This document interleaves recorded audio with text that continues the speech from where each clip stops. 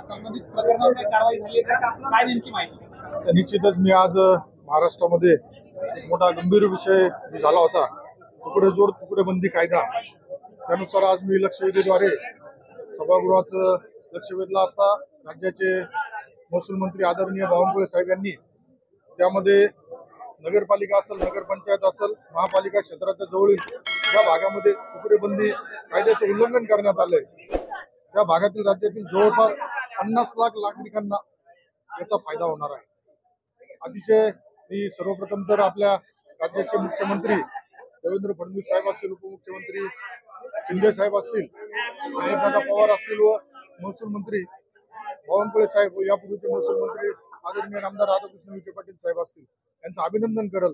अतिशय धाडसी निर्णय आज महाराष्ट्राला एक झाला आणि याच्या माध्यमातून आज 50 लाख लोकांना या निर्णयाचा फायदा होणार आहे। तेव्हा निश्चितच येत्या 15 दिवसामध्ये बावनकुळे साहेबांनी सभागृहात सांगितलंय 15 दिवसामध्ये एक एसओपी बनवली जाईल। ते एसओपीच्या माध्यमातून तत्काळ हा निर्णयाची अंमलबजावणी केली जाईल।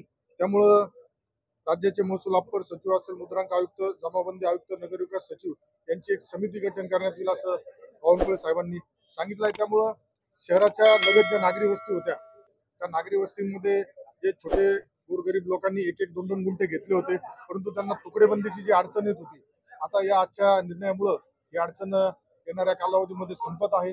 पुन्हा मी शासनाचं खूप खूप अभिनंदन करतो। शहरापासून आणि फक्त 200 मीटर पर्यंत ही तरतूद होती। हा क्रायटेरिया किती वाढलेला आहे हे पण या बसण्याबद्दल सांगितलं आणि शहरापासून किती मोठा हा क्रायटेरिया वाढला काय नक्की? नाही, मी ज्यावेळेस ही माझा प्रश्न टाकला होता त्यावेळेस मी माझ्या जिल्ह्याच्या अनुषंगाने उपस्थित केला होता, परंतु तो करताना यापूर्वीचं एक 1947चं कलम 3 नुसार जे आहे त्यामध्ये काही 2 मैल म्हणजे अंदाजे 3.5 किलोमीटर पर्यंत नगरपालिका हद्दीपासून तुकडेबंदीची आवश्यकता नव्हती, परंतु दुर्दैवाने काही ठिकाणी त्याची अंमलबजावणी होत नव्हती। या अनुषंगाने मी हा प्रश्न केला होता, पण साहेबांनी सरसकटच असं सांगितलं की जिथे जिथे नागरी वस्ती आहे, नागरी वस्ती ती ग्रामीण भागात जरी असली तरी ती नागरी वस्ती शहराच्या लगत जे ग्रामीण भागात नवीन वसा निर्माण झाले तर तिथं हा नियम लागू होतो। त्याचा अंदाजे साहेबांनी सांगितलं की 50 लाख लोकांना याचा फायदा होतो, पण हा आकडा त्यापेक्षा जास्त सुद्धा असू शकतो।